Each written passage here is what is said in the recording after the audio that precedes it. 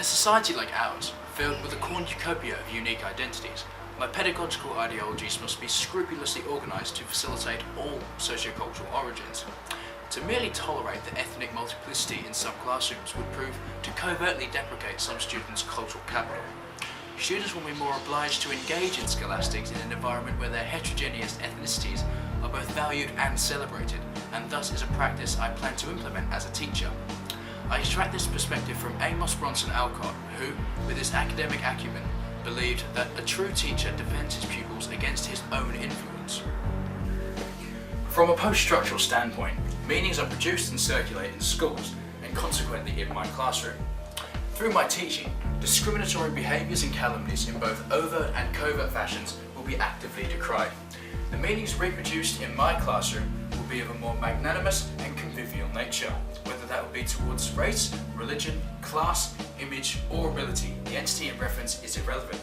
Disparaging these conducts is not just an exclusive attempt at improving subconscious meaning, but rather abolishing all pejorative displays for the well-being of the students. Bell Hooks preached this practice by saying, "To teach in a manner that respects and cares for the souls of our students is essential if we are to provide the necessary conditions where learning can most deeply and intimately begin." With allegiance to Hooks' wisdom, derogatory practices like otherness, stereotypes, and other reprobate behaviours will be shown no leniency in my classroom. As a teacher, my success in educating will be symbolic of my students' collective academic and moral progression, which is where my equality magnet comes into play. My magnet distinguishes what it attracts to in only one fashion: the presence of a magnetic field. It does not discriminate against race, sociocultural background, socioeconomic status, cultural capital, or intellect. It simply attracts everything in its vicinity, like the students in my class.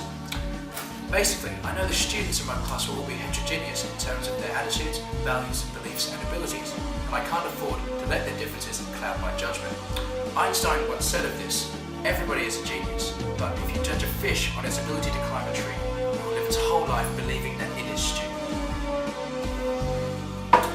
Margaret Mead once said, "Children must be taught how to think, not what to think."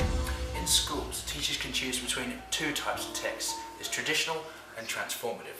Traditional texts merely replicate social patterns, whereas transformative texts, they challenge social preconceptions and offer an experience in critical thinking and evaluation for students. Now, these glasses in front of me represent traditional and transformative texts. This glass on my left is representative of the abilities of traditional texts in terms of intellectual gain.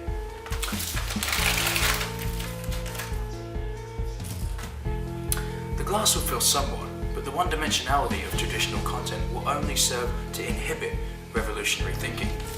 Now, the glass on my right is illustrative of the academic supremacy of transformative texts. The glass will overflow due to the way transformative content can promote critical thinking in students, not limited to the content itself, but applicable to all aspects of life.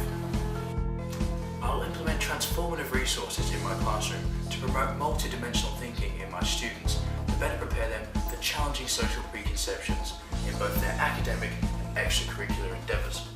One of my biggest personal inspirations, the iconoclastic Richard Dawkins, encapsulates the power of transformative teaching by saying, "Do not indoctrinate your children. Teach them how to think for themselves, how to evaluate evidence, and how to disagree with you." This presentation has been an evaluation of my teaching philosophies, extending from my pedagogical approach to my personal inspirations and influences. As a future educator, I will strive to help my students achieve the very pinnacle of their capabilities, regardless of any social implications. I'll teach my students that the only thing stopping them from achieving their very brightest in my classroom is themselves.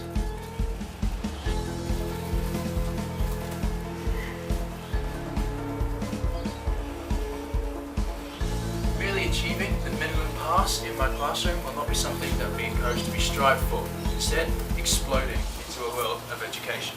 Thank you very much.